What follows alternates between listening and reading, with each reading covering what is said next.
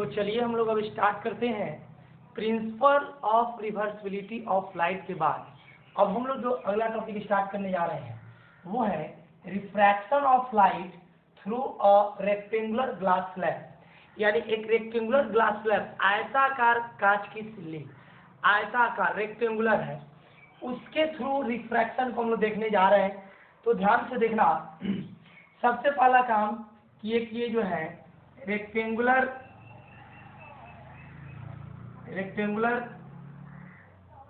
Glass slab है, उस slab में एक इंसिडेंट रे यहाँ पर आई, तो अब यहाँ का refractive index mu A air है और यहाँ का म्यू जी ग्लास है, फिर यहाँ का बाहर वाला म्यू ए है। तो अब ये वाला पार्ट रेडर हो गया और ये वाला पार्ट डेंसर हो गया और ये वाला पार्ट रेडर हो गया।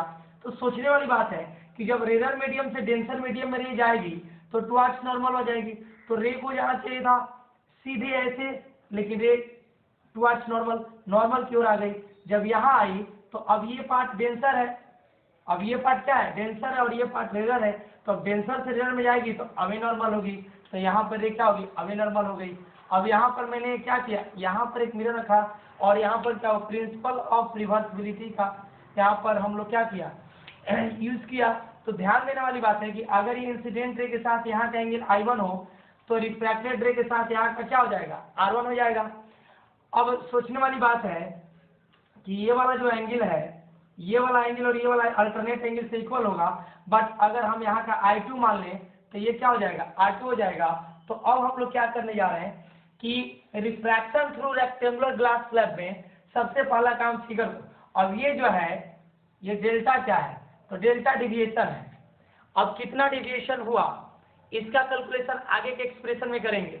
अभी सिर्फ हम लोग सीख रहे हैं कि refraction through rectangular glass slab में होता कैसे है और कैसे हम लोग रिजल्ट को लाते हैं। तो ध्यान देना, यहाँ हम लोग लाने वाला काम सीखने जा रहे हैं। तो एक सबसे बड़ी चीज कि सबसे पहले फिगर को अच्छे से समझेंगे कि हमारे पास एक आयताकार कांच की सिल्ली है जिसका नाम ABCD है, उसका थिकनेस को हमने मान लिया कितना, T मान लिया। और यहाँ पर रे आई तो ये एक नॉर्मल हुआ, यहाँ पर रे आई तो ये भी एक नॉर्मल हुआ। और समझने वाली बात है कि इस पर हम लोग स्नेल्स लॉ लगाएं, apply Snell's law at an point पर स्नेल्स लॉ लगाएंगे।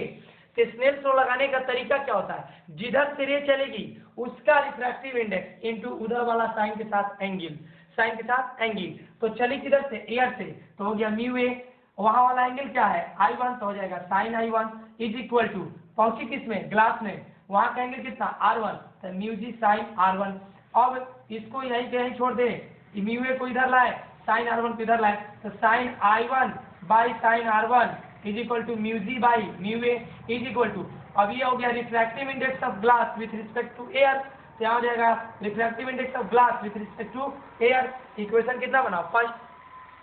अब हम लोग अप्लाई स्नेल्स लॉ एट के पर स्नेल्स लॉ लगाने जा रहे हैं। तो अब हमारा रिफ्रैक्टिव इंडेक्स क्या हो गया, म्यू जी, और रिफ्रैक्टिव इंडेक्स म्यू ए, यहाँ का एंगल I2 और यहाँ का एंगल R2। तो चलिए लगाते हैं। तो पहला काम mu G sine I2 is equal to mu A sine R2, तो हो जाएगा म्यू ए साइन R2।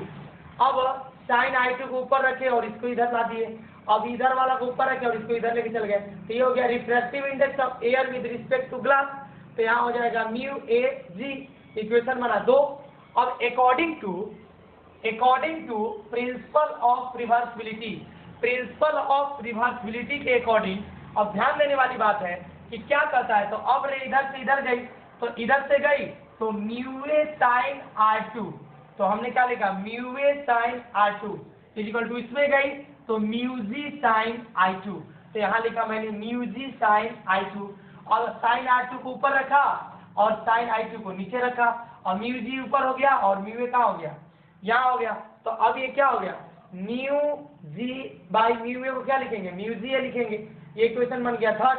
अब हमने क्या किया, इक्वेशन 2 और 3 को आपस में मल्टीप्लाई किया, तो इसके LHS और इसके LHS को मल्टीप्लाई किया, इसके RHS और इसके RHS को मल्टीप्लाई किया, तो क्या रिजल्ट आया, तो इसका LHS है sign I2 by sine R2, तो sign I2 by sine R2 multiply फिर इसका sign R2 by sine I2, अब इसका म्यू ए जी, तो mu A G multiply mu G ए, तो ये वाला इससे और ये वाला इससे कट गया, तो हमारा रिजल्ट आ गया mu A G multiply mu G A equal to 1। इक्वेशन हमारा कितना बना, 4 बना। तो यहाँ तक आप समझ गए कि इसको उतारिए, तो आगे बता।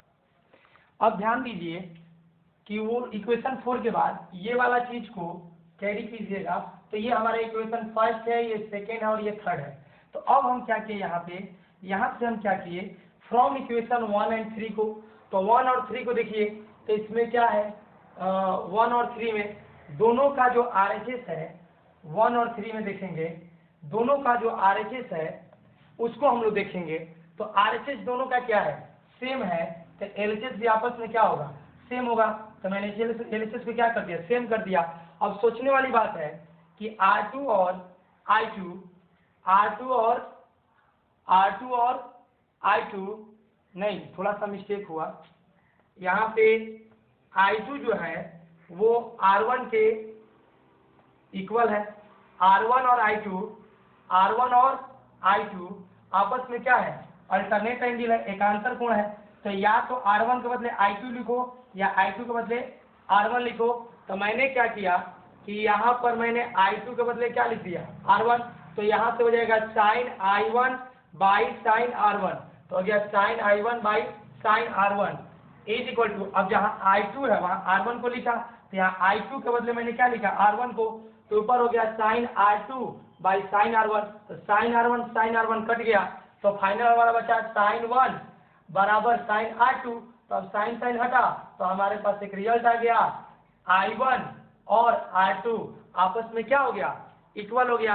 तो इस तरह से हमारा क्या हुआ, टॉपिक एंड हुआ, refraction of light through a rectangular glass slab. इसको आप अच्छे से उतारिए, सब कुछ सेम, फिगर में सब कुछ हमारा सेम रहेगा। और हम लोग अब एक्सप्रेशन निकाल रहे हैं किसका, लैटरल डिस्प्लेसमेंट का, पार्श्विक विस्थापन का एक्सप्रेशन, फार्मूला को हम लोग ड्राइव करने जा रहे हैं। तो सिचुएशन जैसे हम लोग refraction through rectangular glass slab का जो फिगर था, फिगर सब कुछ सेम रहेगा, बस आपको थोड़ा सा देखना है कि लेट, अब देखिए के एन एल, देखिए के एन एल डैश क्या है, डेल्टा है, और डेल्टा क्या है, deviation on first refraction. First refraction में जितना डेविएशन हुआ वही हमारा डेल्टा है। आगे कह रहा है कि इन ट्रायंगल एन के, तो अब देखिए एन के एल डैश, अब एन के एल डैश में अब डेल्टा के सामने वाला हमारा क्या होगा, परपेंडिकुलर, और उसके अपोजिट वाला जो होगा वहां पे ये वाला जो ये हमारा पार्ट हो गया परपेंडिकुलर, और ये वाला जो हमारा पार्ट हो गया हाइपोटेन्यूज हो गया, और ये वाला पार्ट हमारा बेस हो गया। तो साइन डेल्टा बराबर लिखेंगे, तो साइन बराबर होता है P by H, perpendicular by hypotenuse, तब परपेंडिकुलर हो गया के एल डैश, और उसका ये वाला जो पार्ट हो गया 90 डिग्री के सामने, ये जो हमारा 90 डिग्री है, तो 90 डिग्री के सामने वाला ये पार्ट हो गया हमारा हाइपोटेन्यूज, तो ये हो गया एन के, तो यहाँ से के एल डैश निकालेंगे, तो के एल डैश बराबर आ गया एन के multiply sine delta, equation first बना। अब आता है बारी कि हम इस ट्रायंगल को देखें, तो ट्रायंगल का नाम क्या हो गया, एन डैश के। इस ट्रायंगल को देखें, तो इस ट्रायंगल में सामने वाला परपेंडिकुलर, बगल वाला बेस, और ये वाला हमारा हो गया 90 डिग्री के सामने वाला, इसके सामने वाला ये हमारा क्या हो गया, हाइपोटेन्यूज, तो ये हमारा हाइपोटेन्यूज हो गया। तो समझने वाली बात है कि ये हमारा परपेंडिकुलर हो गया, ये हमारा बेस हो गया, और ये हाइपोटेन्यूज हो गया।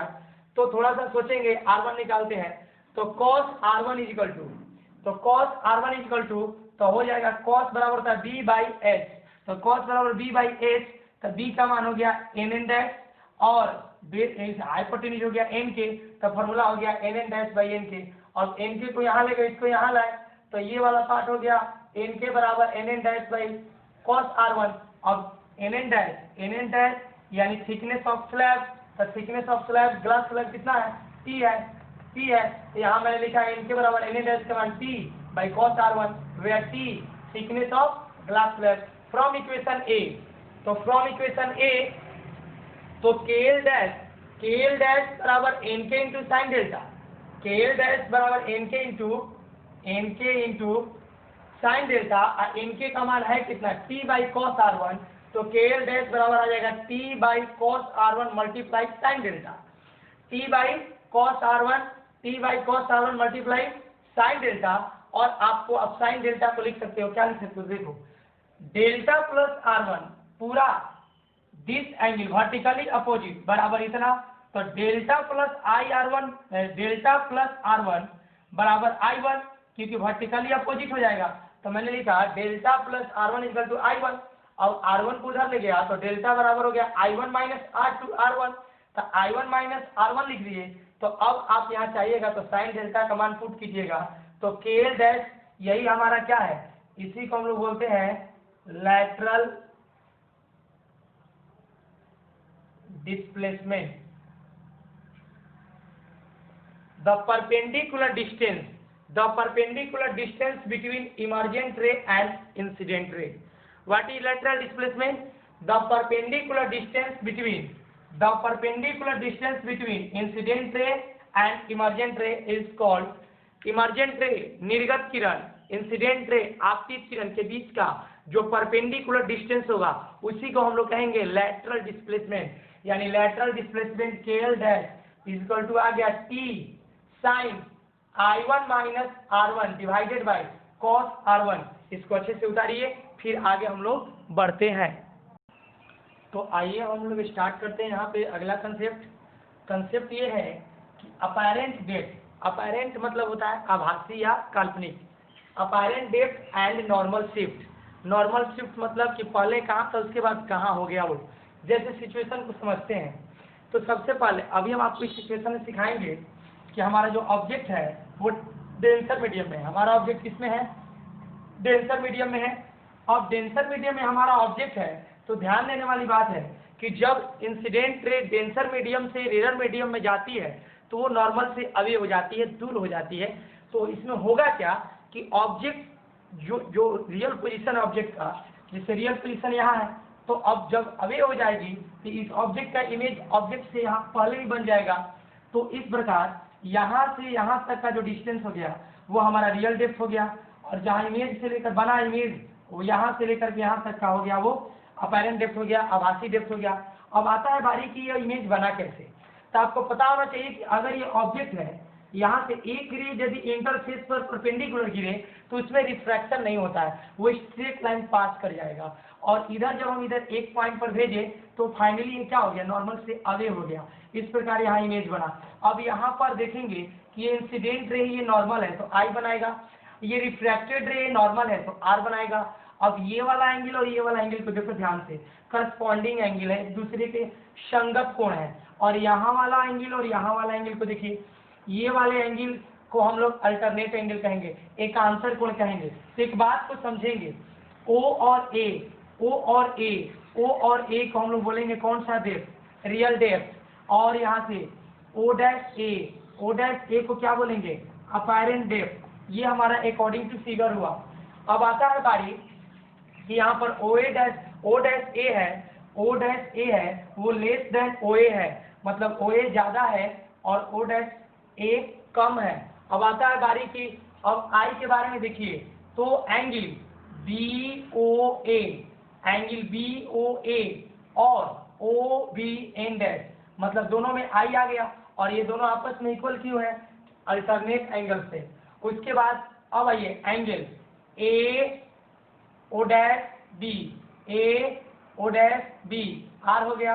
अब इसकी बात करें तो क्या आ जाएगा, इसकी बात करें तो ध्यान दीजिए सी। अब मान लीजिए कि हम इसका नाम दे दिया सी, तो अब इसका नाम दे दिया तो देखिए C B N, this is R, corresponding angle, संगत कोण से बराबर हो गए।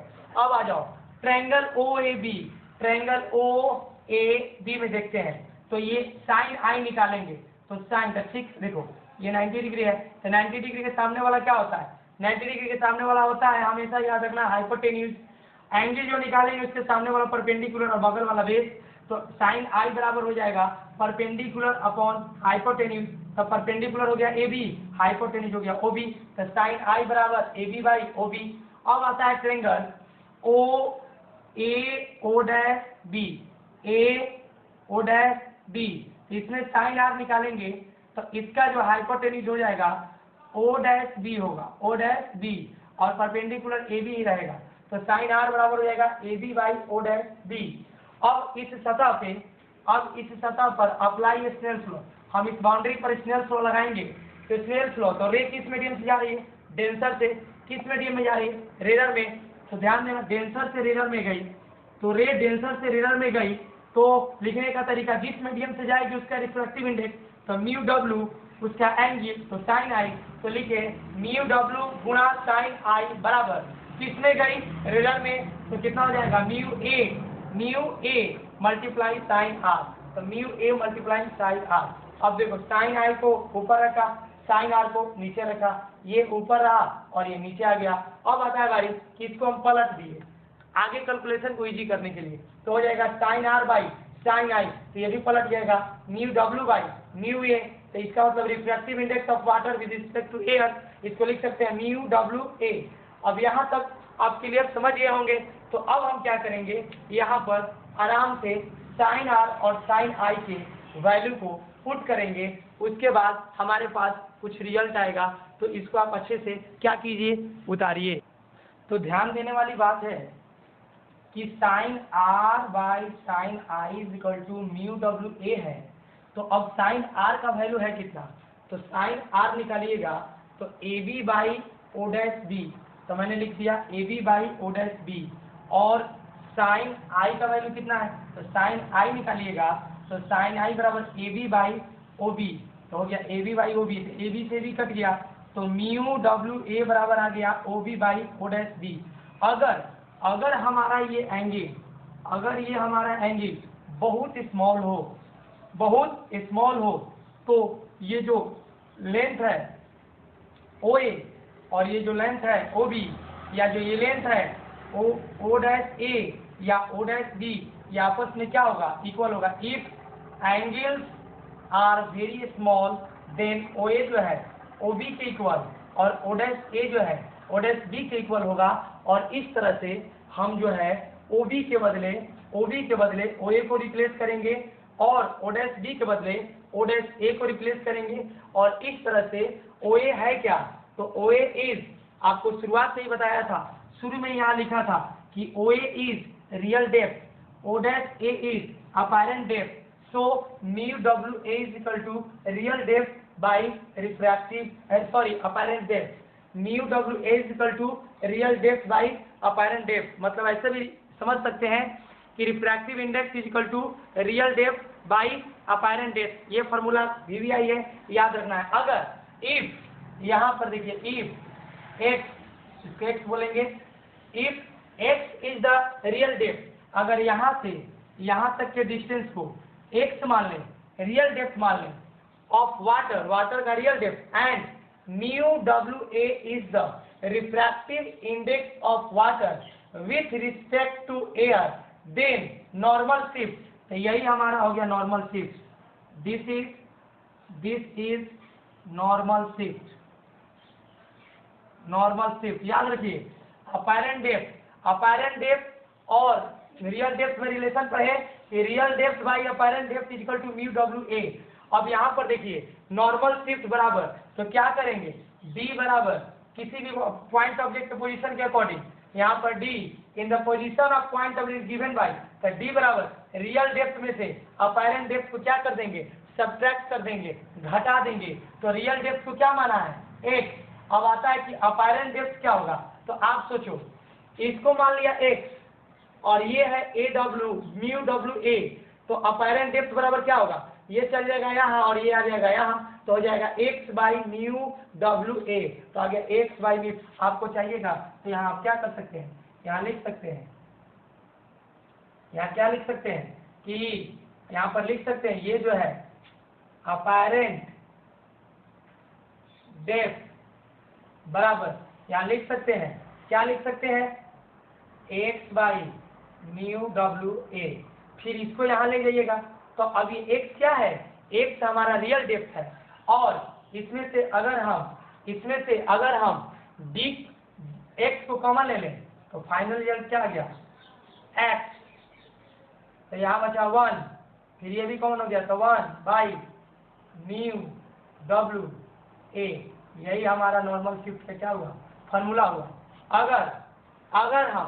अगर हम रियल डेप्थ को T मान लेते हैं, T आ जाएगा, जो मानेंगे वही आएगा, जो चीज है उसका मतलब समझिए। अब आपको क्या करना है, यहाँ तक कंप्लीट पढ़ना है, इसके बाद हम लोग पढ़ेंगे एटमॉस्फेरिक रिफ्लेक्शन से रिलेटेड प्रॉपर्टी को। तो आज की कहानी हमारी यही पर समाप्त होती है। धन्यवाद।